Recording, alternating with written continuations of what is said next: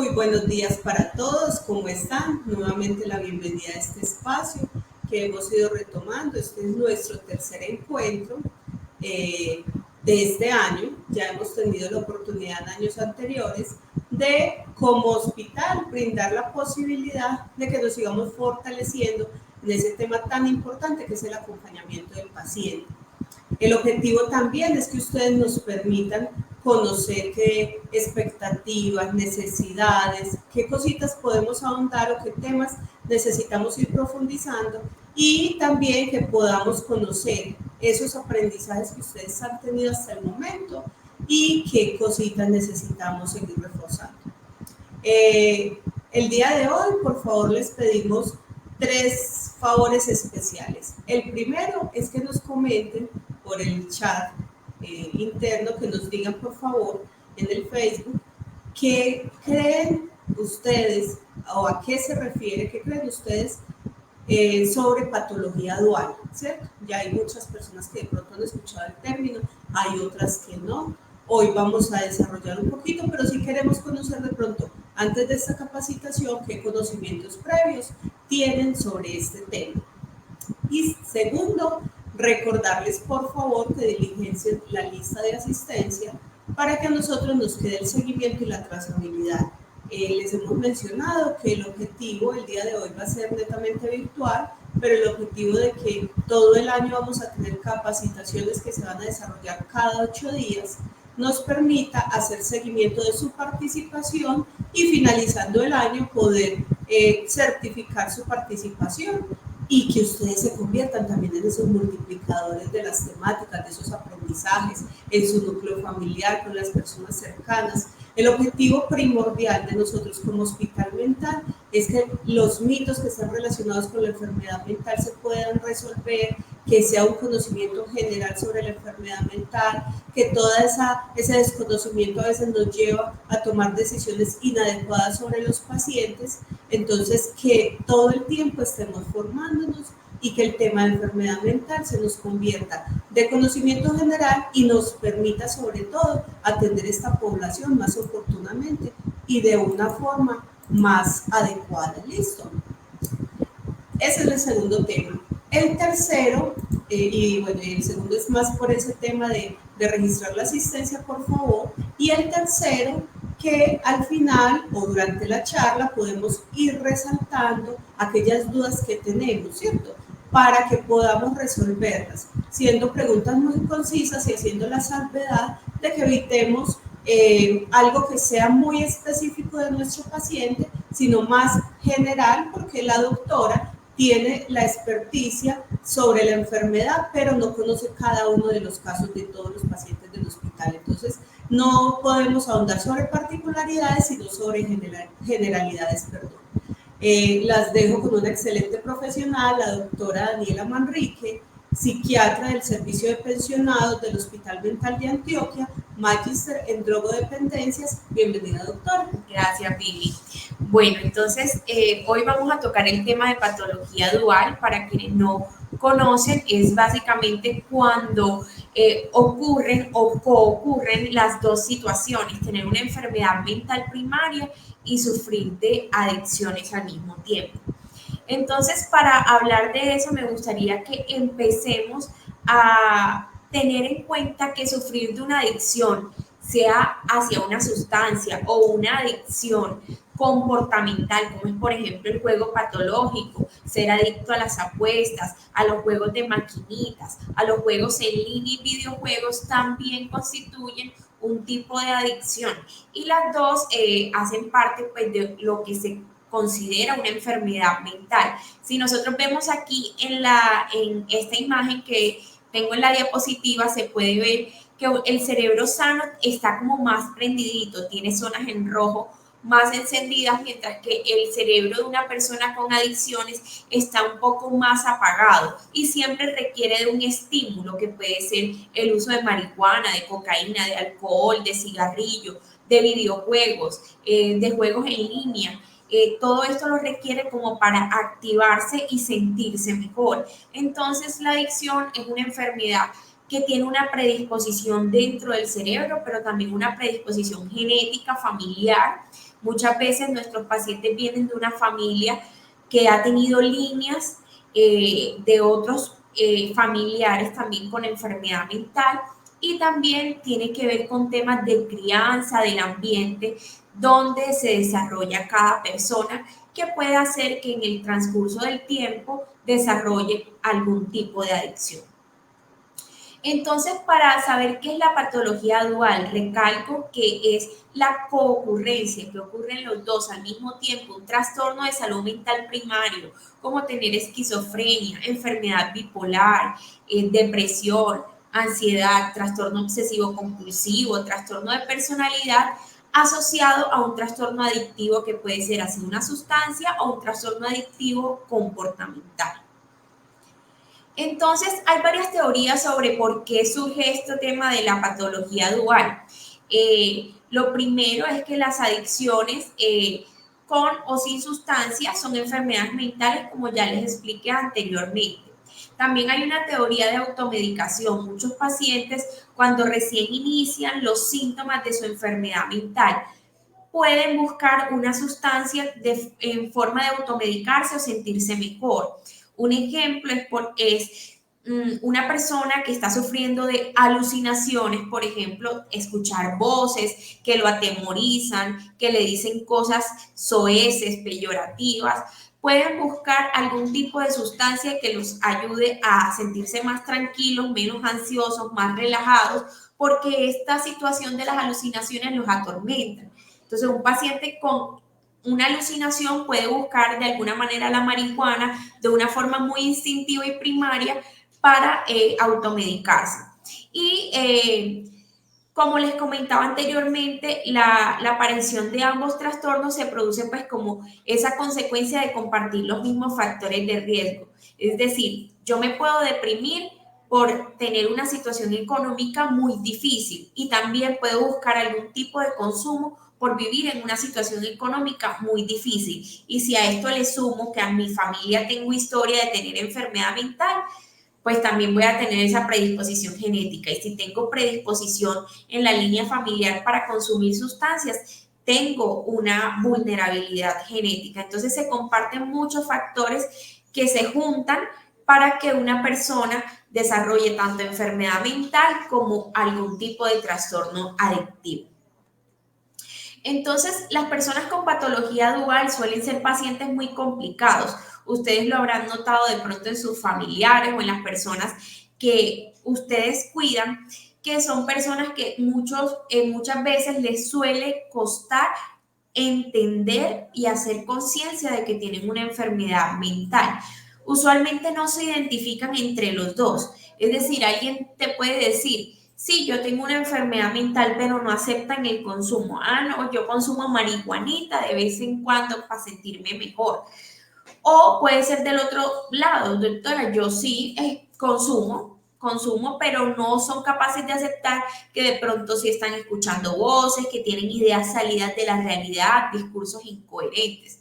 Entonces, como no hay una conciencia adecuada de la enfermedad, son personas que normalmente reingresan a servicios de urgencias, que requieren mucha más hospitalización, que les cuesta tener un funcionamiento adecuado en su vida diaria, no consiguen pareja estable, no consiguen un trabajo estable, sienten como que no encajan tanto en la sociedad en general como en los servicios de ayuda de salud mental, porque o son el uno o son el otro o no son nada, ¿cierto?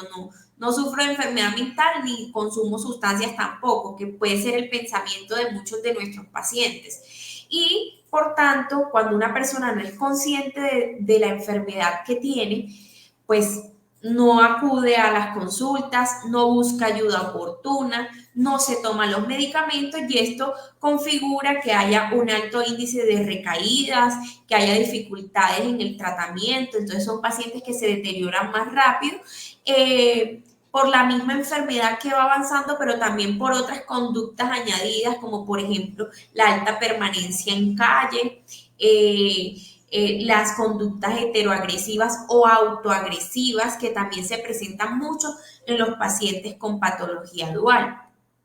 Entonces, hablando de esto de patología dual y suicidio, es muy importante tener en cuenta que una gran población de nuestros pacientes que cometen suicidio o que tienen ideación suicida son pacientes con patología dual.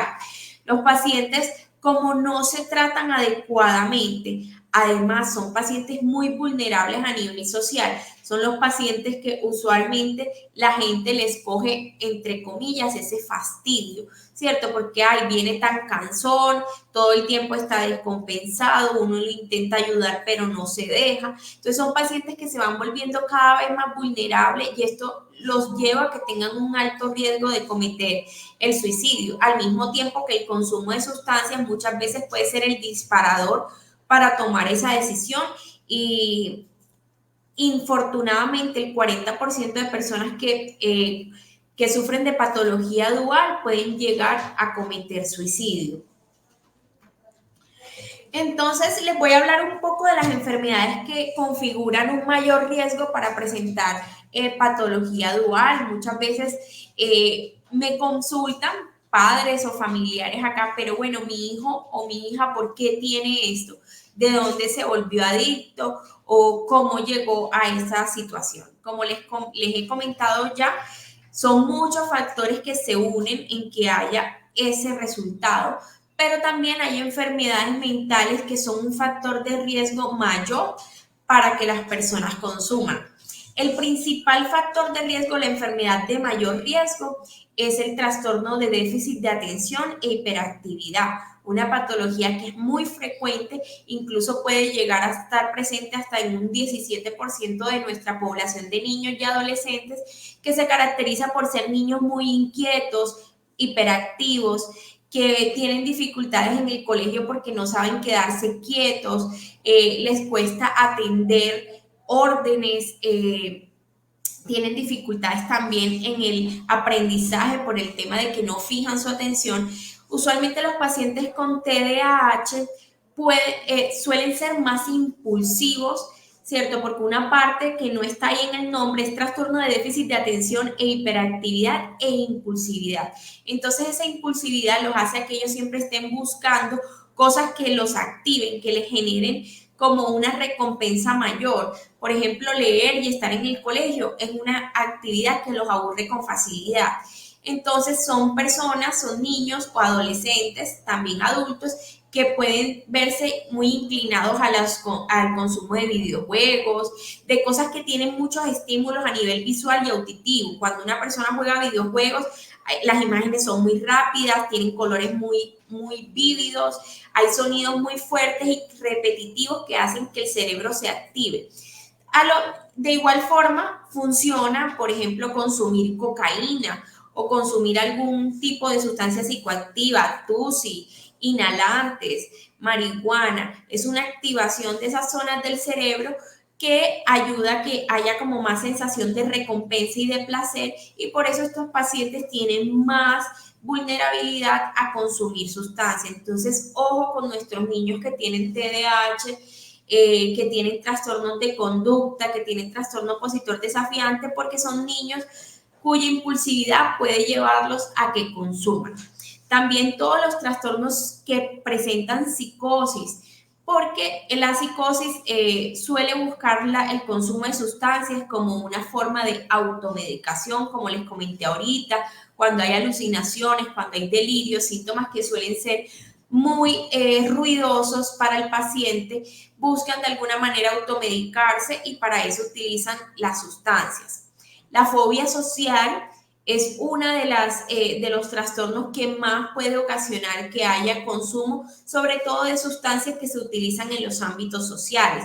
Una persona que es muy tímida, que es muy callada, que le cuesta socializar, puede que le guste el alcohol porque el alcohol lo desinhibe, lo hace volverse más hablador, socializar con más facilidad, bailar, sacar a la muchacha que le da pena invitarla a salir. Son este tipo de cosas que hacen que hay una predisposición para que la persona consuma. Y están los trastornos de personalidad, que son patologías crónicas que empiezan desde la adolescencia, en la cual puede haber alto índice de impulsividad, que también hace que estas personas tengan alto riesgo de consumo de sustancias, de conductas autolesivas o conductas de suicidio. Entonces, teniendo esto en cuenta, es importante que veamos cómo es esto de la detección de la patología dual, cómo sé que mi familiar que puede tener patología dual. Entonces, es un diagnóstico complejo porque se vuelve algo como que fue primero si el huevo o la gallina, consumió primero y luego se enfermó, o primero se enfermó y luego consumió. Entonces, a veces suele ser difícil. También muchos de nuestros pacientes tienen consumo de sustancias que no configuran un trastorno, es decir, que de vez en cuando se fuman su marihuana o consumen algún tipo de estimulante como la cocaína, tusi, alcohol, entre otros. Entonces, no precisamente porque una persona consuma sustancias quiere decir que hay una patología dual. Se necesita cumplir los criterios de tener una enfermedad mental establecida, la que sea depresión, ansiedad, esquizofrenia, bipolar, y tener también todos los criterios para tener un trastorno por uso de sustancias. Usualmente algunas cosas que nos indican que hay presencia de las dos es que haya conductas muy poco coherentes en los pacientes, que haya un descuido de la higiene personal, que hayan alteraciones en la funcionalidad de la vida diaria, que dejen el estudio o dejen el trabajo.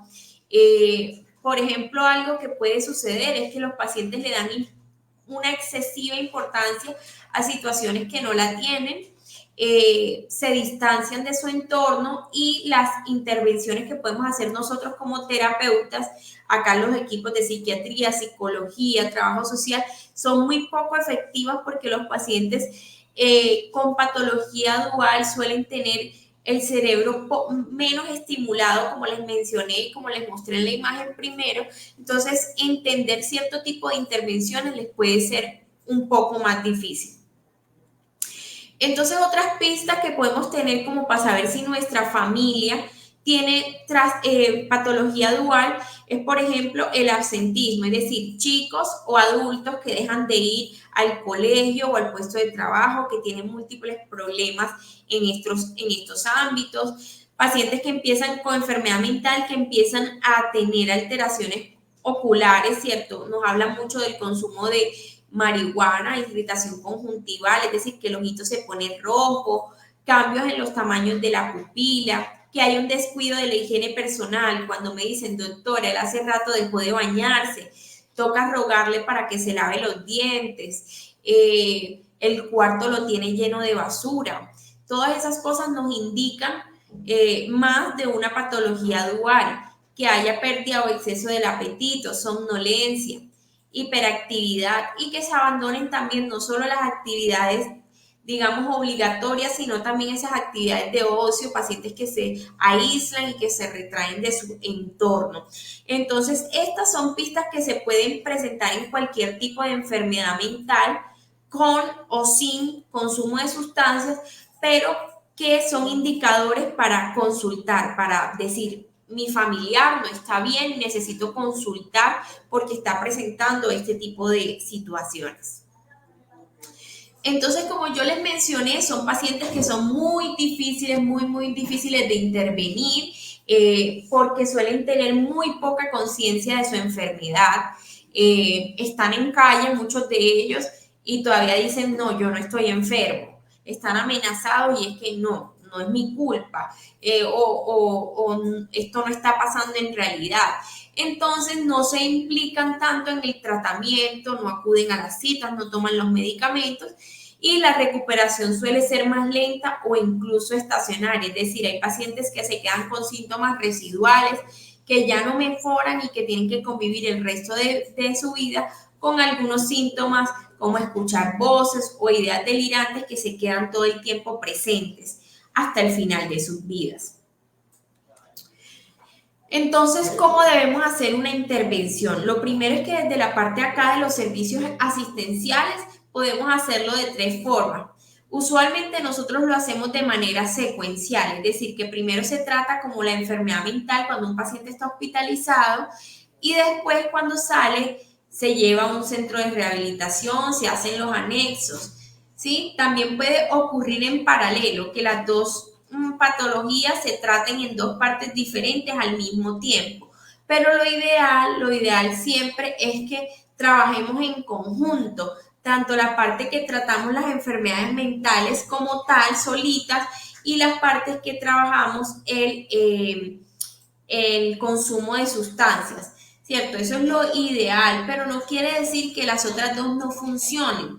Las otras dos pueden funcionar de acuerdo a que sean guiadas y que también haya una disposición no solo del paciente, porque es la más difícil, pero también una disposición de la familia a acceder a hacer ciertos cambios y hacer ciertas cosas para lograr que el paciente entre en una remisión y pueda estar mejor y recuperar la funcionalidad de su vida. Entonces tenemos varios factores de protección para lograr que nuestro paciente esté bien. El primero es que nosotros como familia tengamos apoyo y acompañamiento hacia ellos en el proceso de recuperación. Yo entiendo que muchas veces estos pacientes han sido traídos acá al hospital mental o a cualquier servicio de salud mental porque se tornan agresivos, porque han sido destructivos en la casa, han hecho daños en el barrio. Es cierto, estas son situaciones muy difíciles y que predisponen a que uno como ser humano de alguna manera tenga una barrera para ayudar a su familiar. Pero también es importante tener en cuenta que, como yo les mencioné al principio, todo esto es una enfermedad y uno no puede culpabilizar a una persona por tener una enfermedad. Hace parte de lo que él sufre. Nadie culpa a nadie porque tiene presión arterial o porque tiene cáncer. Al igual que esas patologías, tener una patología dual también es tener una enfermedad que el paciente no tiene la culpa de tener. Entonces, es importante también tener en cuenta que nosotros como familia somos la información clave para que nuestros pacientes se mejoren y los psiquiatras, psicólogos y trabajadores sociales podamos trabajar mejor ciertos aspectos en la recuperación de su familiar. Entonces, cuando ustedes los citen a consulta, que el psiquiatra necesita hablar con ustedes, el psicólogo, es muy importante que ustedes estén presentes para que brinden la información clave del paciente, porque ustedes mejor que nadie conocen a su hijo, hija, sobrino, primo, hasta cuándo estuvo bien, cuándo su conducta empezó a cambiar, qué ha sucedido. Eso lo saben ustedes mejor que nosotros. Nosotros no tenemos forma de saber acá cuándo fue que el paciente hizo esto o aquello, a lo menos que el paciente por sí mismo lo admita, cosa que no suele pasar. Y lo que ustedes se impliquen en el proceso es igual a lo que el paciente mejora. Que estos pacientes mejoren solitos es muy difícil porque necesitan estar todo el tiempo supervisados, acompañados, ayudados y sobre todo escuchados, que es un problema que solemos tener, hablamos y hablamos y hablamos y todo el tiempo cuando un paciente consume sustancias se torna todo el tiempo como un monólogo en que nosotros, tú por qué hiciste esto, por qué aquello, cuándo probaste esto, y nunca damos la oportunidad de que el paciente sea escuchado lo que se siente y lo que ha vivido, que no es fácil, para también ayudarlo en su recuperación.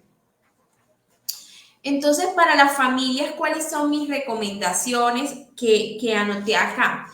Lo primero es que tenemos que aligerar la carga de la familia. Entonces, si nosotros tenemos una familia en la cual hay varios miembros que están ayudando, lo ideal es que haya varios miembros que estén ayudando, no que haya una sola persona que se carga con todas las responsabilidades del paciente, porque esa persona también merece tener una vida, además de ser cuidador de un paciente.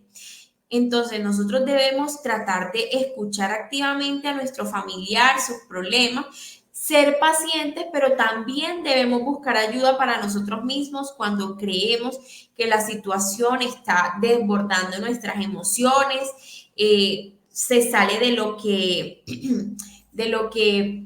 digamos que ya podemos controlar, ¿cierto? Entonces, cuando un paciente, acá me acaban de hacer una pregunta, que es muy importante. Dice, mi hijo, por más que le ruegue, no quiere ir, ya perdió la cita con la psiquiatra y dice que no se tomará más la medicación. Entonces, cuando tenemos un paciente adulto, lo que podemos utilizar son ganchos, ¿cierto? No tanto con el tema del consumo, porque ellos se van a poner reticentes, van a decir, no, es que yo no quiero dejar de consumir, pero sí los podemos tratar de enganchar al proceso por medio de otras cosas. Ah, es que quieres trabajar, quieres tener tu plata, quieres dormir mejor. A veces hay pacientes que se enganchan solo en la medicación y ni vienen solo a la consulta por el hecho de querer dormir mejor o no sentirme tan ansioso, no sentirme tan nervioso. En cambio, cuando yo les digo como de frente, no es para que dejes de consumir, es posible que los pacientes no vengan porque ellos en su ser no quieren dejar de consumir. Entonces, tenemos que ser de alguna manera, por eso digo, escuchar activamente cuál es el problema que ellos creen que tienen y trabajar en base a eso. También es importante que nosotros fomentemos la autonomía de nuestro familiar. Cuando sobreprotegemos demasiado a la persona que estamos cuidando, pues no le estamos permitiendo que se fortalezca y que asuma sus propias responsabilidades. Debemos tener en cuenta que la persona debe hacer su vida lo más normal posible, a pesar de tener una enfermedad mental o a pesar de tener consumo. Hay cosas que se van a salir de nuestras manos. Ah, es que trabaja, sí, pero se gasta toda la plata en vicio, que me lo dicen muchas veces. Bueno, déjelo que trabaje, ¿cierto? ¿Tendrá que pagar algunas obligaciones en la casa? Por supuesto que sí, claro. Y si no las paga, pues ustedes como familia determinarán las consecuencias de eso. Pero es importante que la persona de todas maneras esté vinculada a ciertas cosas de su vida diaria que los ayuden a estar mejor. Trabajo, escuela, comunidad, sea algún grupo de danza, aeróbicos, el deporte, cualquier tipo de actividad que lo vincule a otra población lo va a ayudar. Y obviamente que ustedes como familia estén atendiendo este tipo de charlas, de escuelas de cuidadores, son muy importantes porque ustedes entre más se capaciten, más estrategias van a tener para poder manejar a sus familiares, para poder llevarlos de una manera más pacífica en casa.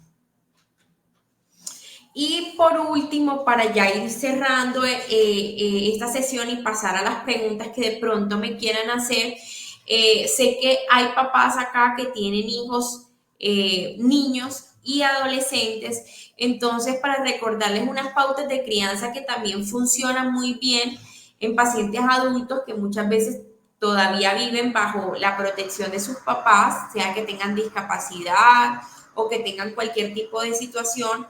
Entonces es muy importante que creemos como una relación afectuosa. No todo tiene que ser gritos, no todo tiene que decir que porque tú consumes vicio, decir palabras soeces, estar todo el tiempo irritable con nuestros hijos. Realmente eso, por el contrario, puede empeorar el pronóstico. Tenemos que ser un buen ejemplo en nuestra casa, eso es claro, si en nuestra casa, en nuestro hogar se consume sustancias psicoactivas, se toma licor frecuentemente hasta la embriaguez, se consume cigarrillo a diario, son situaciones pues que el niño o el adolescente desde pequeño va a ir viendo si mi papá lo hace, yo por qué no lo voy a hacer, ¿cierto? Nosotros somos el mejor referente para nuestros hijos, entonces es importante también tener ese tipo de condiciones como presentes de qué debo cambiar yo para que mi hijo cambie. Conocer el nivel de riesgo de su hijo o hija es muy importante. Usted me va a decir, doctora, ¿cómo así que conocer el nivel de riesgo? Si yo sé que mi hijo, por ejemplo, le gusta ir a patinar y patina en el Parque Juárez de la Paz todos los días a las 9:30 de la noche, caramba, yo sé que va a tener un riesgo de consumir alguna sustancia. ¿Por qué? Porque no es una hora adecuada para que un chico, por ejemplo, adolescente, esté fuera del hogar. Entonces yo debo conocer y ser muy consciente del nivel de riesgo. No, doctora, es que yo lo mando a que se vaya solito de la casa de la abuela a mi casa cuando yo llego de trabajar a las 11 de la noche. Es un chico o una chica de 15, 16 años. Pues tengo que yo saber como familiar que mi hijo está en un riesgo. Conocer las amistades, súper importante. Si yo siento que mi hijo tiene amistades que son favorables y de pronto estas amistades cambian, de una se debe prender mi alarma de que algo puede estar sucediendo con mi hijo y que puede tener que ver con consumir sustancias o estar en ciertas conductas que consideremos indebidas. Vigilar, supervisar y siempre establecer límites. Los límites de la casa deben estar siempre establecidos desde la primera infancia, pero nunca es tarde para establecerlos. Si en la casa todo el mundo se acuesta a las 8 de la noche, el límite y la regla de la casa es que todo el mundo se acuesta a las 8 de la noche. Si tenemos una persona adulta que está fuera de la casa consumiendo y el límite de su casa es que no se entra hasta las 8 de la noche, pues entonces esa persona tendrá que asumir ese límite que sobrepasó. No entra a la casa. Y ustedes me dicen, doctora, pero es que está muy feliz por fuera en la calle. Bueno, déjelo. Es que cuando una persona es adulta también tiene que saber que aprender a ser consecuente, es decir, saber que todo lo que hace tiene un riesgo y tiene unas consecuencias. Entonces también no podemos sobreproteger todo el nivel de nuestros hijos, sobre todo cuando son adultos. Cuando son niños y adolescentes, por supuesto que nuestra obligación como padres y principales cuidadores es protegerlo de todo lo que lo podamos, cercar, aislar, ¿cierto? De todos los riesgos que podamos. Pero cuando ya es un adulto, que está en sus capacidades de decidir, pues ya la historia es diferente. Otra cosa que me pueden preguntar es, doctora, pero yo tengo un hijo que tiene una discapacidad intelectual. Tener en cuenta que las personas con discapacidad intelectual leve pueden tener una capacidad de decisión buena. Son ellos quienes toman la decisión. Otra cosa es un paciente que tiene una discapacidad cognitiva, intelectual, como se llamaba antes, retraso mental, moderada, grave. Son como niños en cuerpos de grandes. Entonces nosotros, hasta que vivamos, todo el tiempo que vivamos, vamos a ser los principales cuidadores de ese ser humano. Y es importante que no seamos callados en casa sobre lo que pasa en la calle. Es decir, no hacemos nada quedándonos callados cuando los chicos van a aprender de todo lo que sucede en el mundo. Todo lo que nosotros no les enseñemos dentro de la casa, lo van a aprender por fuera, por TikTok, por videos, por YouTube, por los compañeros del colegio. Es muy importante que van a aprender de todo. Y cuando digo todo, es absolutamente todo. Sexo, drogas, cosas que podamos considerar buenas, cosas que podamos considerar malas. Toda la información, vivimos en un mundo sobreestimulado donde toda la información está presente. Entonces, pues es muy importante que tengamos como estas pautas de crianza básicas siempre presentes tanto en nuestros hijos o familiares, niños, adolescentes, y también una que otra pueden servir en un adulto. Entonces, ya por último, pues me despido de ustedes. Les agradezco muchísimo la asistencia de todos. Yo voy a estar respondiendo por acá las preguntas, como les dijo la trabajadora social, las preguntas que son generales, porque preguntas específicas sobre un caso en particular no lo conozco y no los puedo colaborar, no les puedo colaborar o responder adecuadamente, pero sí digamos que algunas preguntas genéricas podemos verlas por acá.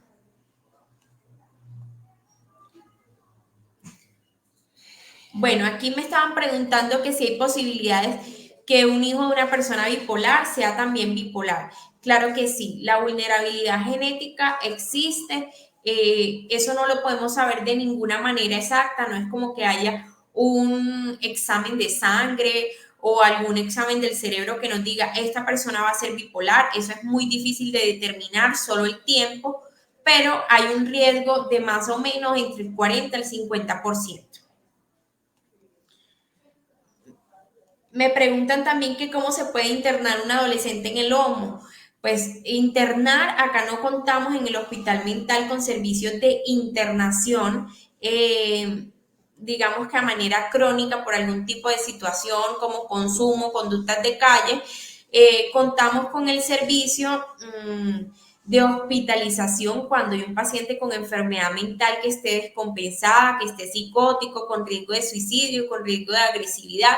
Esas son las razones por las cuales se hospitaliza un adulto o un niño dentro del hospital mental y en cualquier servicio de salud mental. Bueno,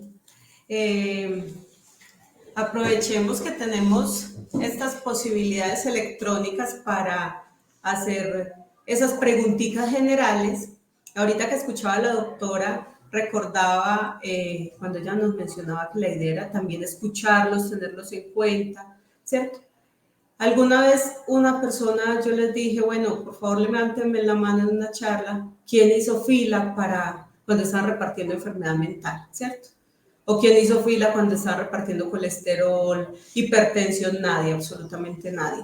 Alguien me contestó, pero es que ellos empezaron a consumir entonces, ¿cierto? Yo le dije, pero el consumo no lo eligieron para que apareciera la enfermedad mental, ¿cierto?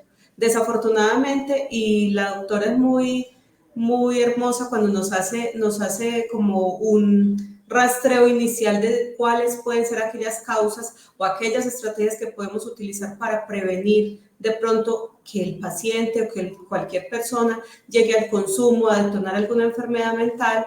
Cuando hablamos de esa etapa inicial de crianza, esa etapa inicial, algún chico que sea diagnosticado con trastorno de déficit de atención e hiperactividad y que podamos prevenir algunas cosas que puedan llegar más adelante a detonarle, por ejemplo, un consumo, porque ya tiene su cerebro predispuesto a aquellas, ¿cómo se dice, Doc? Como aquellos estímulos, estímulos instantáneos, constantes, que siempre esté buscando esa sobreestimulación, y que también en otros casos pueda ser buscando manejar un tema emocional, ¿cierto? Entonces hay un tema emocional, familiar o algún suceso traumático que vivió que lo llevó tanto a detonar con la enfermedad mental como a buscar un autoalivio, entre comillas, en medio del consumo, ¿cierto? Desafortunadamente eso nos lleva a inadecuadas consecuencias, pero hay cositas que como familia podemos ir buscando prevenir antes de, teniendo unos buenos canales de comunicación a nivel familiar, con las familias que tienen niños, niñas, adolescentes, que puedan favorecer esos límites, como nos hablaba la doctora, esos límites claros, para que después no estemos aquí, desafortunadamente, que me digan, ay, no, yo Viviana, lo que pasa es que yo sí busqué que tuviera límites, pero me contradecía a mi mamá, me contradecía a mi esposo, él le daba todo porque era su único hijo, su única hija, y entonces, ¿cierto? Entonces hay cositas desde la prevención y me encanta, muchas gracias Doc, por hacer sobre todo alusión a esa parte. Eso desde la prevención. En cuanto a la atención y al consumo, importantísimo y crucial ese tema del acompañamiento para el medicamento y los procesos de rehabilitación, ¿cierto? Es irnos ganando también esa posibilidad en la medida que vamos mejorando relaciones y que vamos permitiendo también que el paciente reciba el tratamiento adecuado, nos va a permitir que esté estable más tiempo, que las recaídas sean menores y que el consumo vaya disminuyendo hasta que el mismo paciente nos diga, quiero un proceso de rehabilitación. Ahí les hago una cuñita antes de seguir respondiendo, de pronto aquí hay dos preguntitas más, que hay instituciones que nos dicen que llevan trabajando mucho tiempo, por ejemplo, con el consumo, Alcohólicos Anónimos, Narcóticos Anónimos, pero hay una tercera figura que como familia podemos aprovechar al máximo, que se llama Naranón.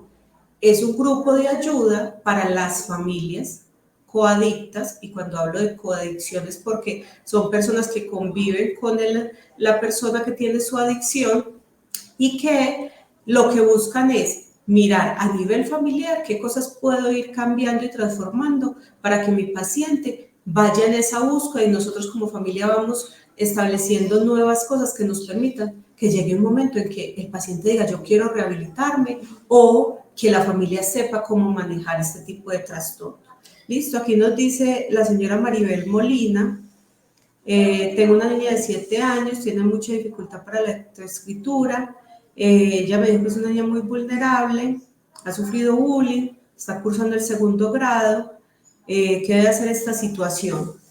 Primero que todo, acompañarla adecuadamente.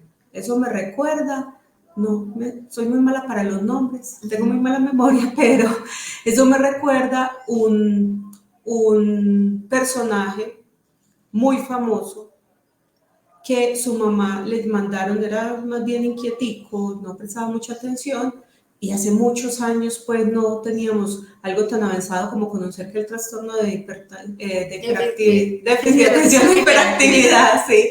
Y le dijeron, no, su hijo no entiende, su hijo vea, su hijo es un burro, le mandaron una carta diciendo no ha podido aprender, entonces búsquenle donde le enseñen. La mamá miró la carta, se le aguaron los ojos y le dijo, mamá, ¿qué dice? Le dijo, mi amor, que eres tan inteligente que ya no están en capacidad de enseñarte, entonces yo te voy a enseñar en mi casa. Me disculpan mi mala memoria, no recuerdo el nombre de ese brillante personaje, pero tengo entendido que logró grandes cosas a nivel mundial. Después de muchos años encontró la carta y se puso a llorar porque ya sí pudo leer qué decía, hasta se me paran los pelos. Y se dio cuenta que su mamá, a pesar de todo pronóstico, en contra de todas posibilidades, dijo, yo me voy a encargar entonces de la educación de mi hijo. Y como familia y como única persona responsable lo sacó adelante y fue una persona brillante. Entonces, ahora hay muchos retos que los niños tienen que aprovechar, pero es la familia ese núcleo y esa base que tiene que buscar hacerlo con mucho amor.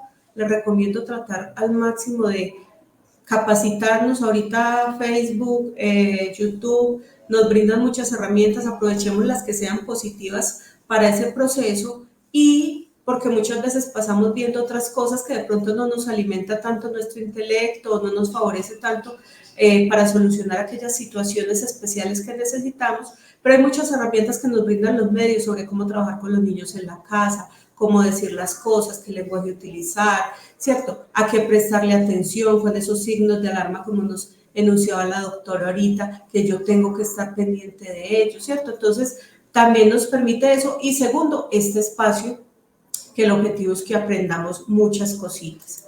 ¿Listo? Yo contesto por acá varias preguntas que he visto. Entonces me voy a devolver porque me han hecho varias preguntas. Bueno, hay preguntas que son muy puntuales de pacientes en específico, cosas que no les puedo responder porque no conozco diagnóstico ni la situación precisa del paciente.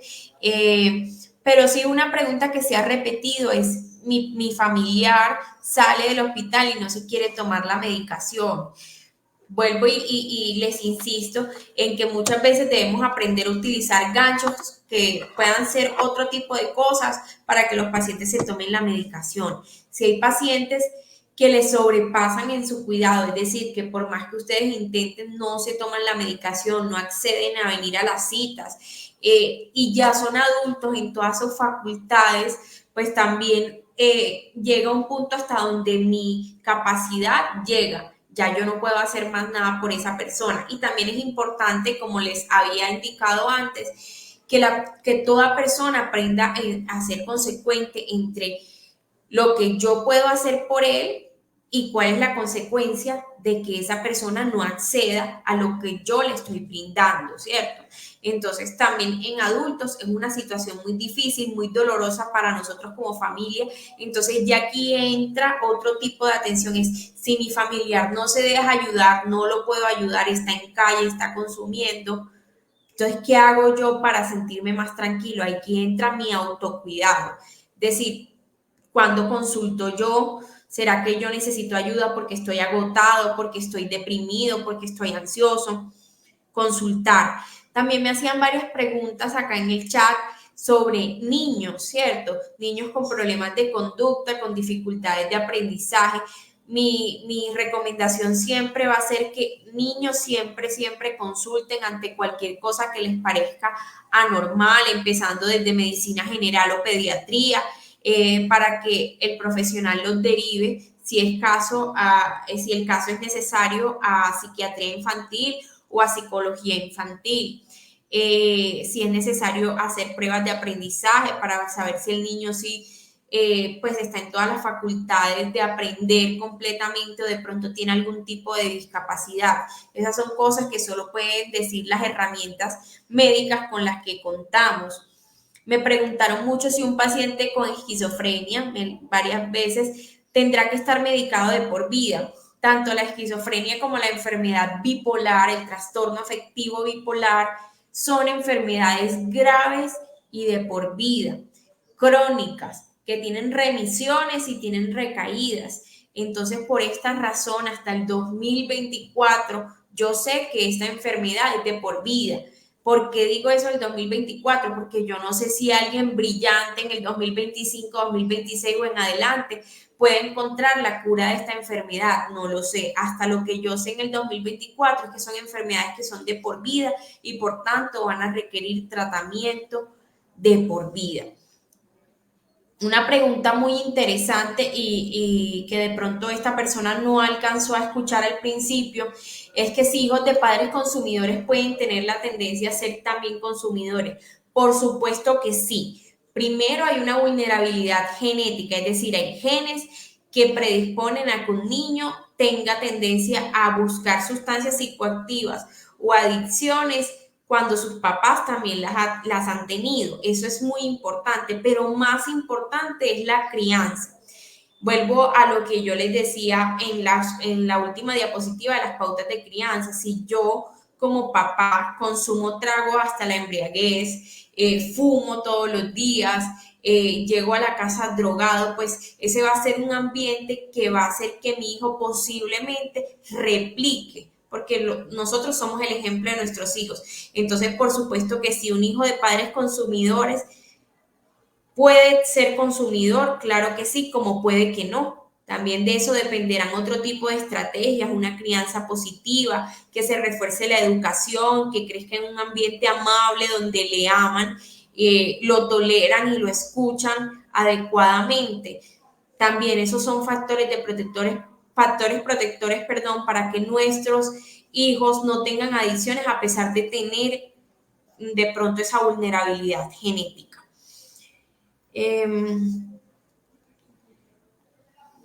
Bueno, aquí nos hablan acerca de unos niños pues que tienen problemas de conducta. Primero lo que les dijo la doctora, consulta por medio de la EPS, cita con psicología, cita con médico general y van haciendo toda la remisión. Les recuerdo el nombre de la institución para apoyo familiar, se llama Naranon. Por medio de los grupos de WhatsApp les compartimos como las líneas que tenemos y los puntos de unión, ¿cierto? Hay una pregunta acá importante, una persona que me decía que no ha podido realizarle el electroencefalograma a su hijo, un niño de 9 años. Tenemos dificultades administrativas, somos honestos con ellos. Aquí en el hospital no contamos con servicio de electroencefalograma, así que si un psiquiatra indica este examen diagnóstico, debe asistir a otro tipo de institución donde sí lo hagan, porque es un estudio especializado de neurología y usualmente lo hacen en las instituciones neurológicas. Suele haber mucha lista de espera porque son pocos los lugares y muchas personas que lo necesitan. Entonces, la recomendación es que igual siga viniendo a las citas, no suspenda el medicamento y en caso de que esto siga siendo como un problema frecuente porque el paciente convulsiona o porque de pronto hay algo que es demasiado abrumador y que necesita una atención urgente, pues lo mejor siempre va a ser consultar por urgencias. Yo creo que estos... Aquí ahí dice, ¿cuál es el conducto regular para poder operar para que los pacientes no tengan hijos y se puede en contra de su voluntad? Resulta de que hace poco salió una ley donde nos habla acerca de la capacidad de decisión de los pacientes, sobre todo relacionado con con discapacidad intelectual, ¿cierto? Y también he tenido pacientes o familiares que me dicen, no, por más que he solicitado, no me han dado la posibilidad de que mi hija, que por ejemplo es habitante de calle, que consume, ya pues yo la tengo de vez en cuando logro recuperarla, pero me dicen que no se puede operar en contra de su voluntad, ¿cierto? Eso ya es un tema más desde lo legal y ya deben consultar, pero lo que tenemos conocimiento es que no. ¿Listo? Bueno, entonces nos despedimos, llegamos hasta acá siendo las 11 de la mañana. Estamos muy agradecidos por su asistencia, por la escucha activa, por las preguntas que también nos ayudan a mejorar cada día. Estamos atentos a sus sugerencias y por supuesto los esperamos en todas las próximas escuelas de cuidadores para que se sigan capacitando y sigamos ayudando en conjunto a nuestros pacientes. Además, hacerles la invitación para que busquemos que los pacientes ingresen a rehabilitación, no como lo hacemos normalmente, es que yo le digo y no quiere, no, que pueda llegar un momento desde que nuestro acompañamiento familiar, que vean esas pérdidas que está generando el hecho del consumo, ¿cierto? De que eso incrementa incluso el riesgo de descompensación que nos afecta considerablemente el diagnóstico de enfermedad mental porque va generando un deterioro progresivo pues cada vez más acelerado, entonces que ellos vayan viendo esas pérdidas que van apareciendo a raíz de ese consumo y puedan llegar a un proceso de rehabilitación exitoso.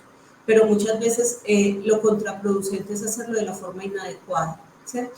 Vamos acompañando a esos pacientes, por favor no nos cansemos, lo digo de todo corazón, porque si nosotros nos cansamos, ellos fácilmente tiran la toalla porque no tienen la suficiente fuerza de voluntad, necesitan esa manito que siga persistiendo y los siga acompañando. Nuevamente les reitero la necesidad de registrar la asistencia, los esperamos dentro de 8 días por las líneas del WhatsApp de los servicios de hospitalización, les compartimos la fecha del próximo encuentro de las temáticas, así como nuestras redes sociales institucionales, Facebook, Instagram, para que estén pendientes por favor, y la página del hospital también, en ciertos casos publicamos la programación, entonces la idea es que podamos invitar a todas las personas, les confirmamos también si es vía presencial, mixta y virtual o solo virtual. Listo, que estén muy bien, feliz día. Hasta luego.